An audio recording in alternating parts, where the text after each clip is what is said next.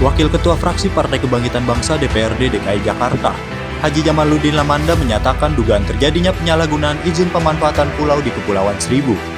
Jamaluddin Lamanda menyampaikan, apapun pemanfaatan di atas lahan milik Pemprov DKI memiliki aturan. Dari aturan itu ada kompensasi yang diberikan ke pemerintah, semisal dalam bentuk retribusi ataupun pajak daerah. Menurutnya, Pemprov DKI Jakarta tidak akan menghambat investasi yang dilakukan di sana, asalkan prosesnya dilakukan secara transparan. Ya, memang sampai hari ini urusan pendataan aset yang akurat memang masih amburadul ya di DKI Jakarta.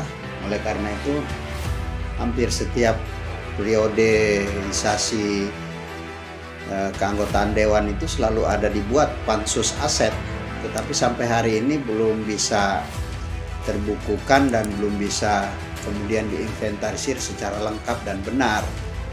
Oleh karena itu memang banyak aset-aset Pemprov DKI Jakarta yang pengelolaannya masih terbengkalai dan bahkan di luar kontrol pengawasan. Seperti di Pulau Seribu misalnya, memang banyak aset kita itu yang oleh oknum-oknum pejabat Pemprov yang lalu-lalu itu memang disalahgunakan. Banyak aset yang bisa kita temukan di lapangan itu disewain ke yayasan dengan harga yang murah. Itu kan bisa kemudian merugikan masyarakat secara umum, karena sejogjanya aset itu bisa kemudian dikelola dan jadi sumber daya kemampuan DKI Jakarta peningkatan pendapatan daerah. Tapi kenyataannya memang banyak aset-aset kita yang dikelola secara serampangan, bahkan ada yang diselewengkan. Ya, kalau kita mau tunjuk contohnya ada satu-satu, tetapi ya barangkali tidak elok kalau kita tunjuk hidung kepada orang-orang yang memang menyalahgunakan itu. Tetapi aset itu sendiri memang karena tidak terdata dan tidak teradministrasi dengan baik, sehingga ya peluangnya banyak disalahgunakan oleh orang-orang yang diberi kewenangan.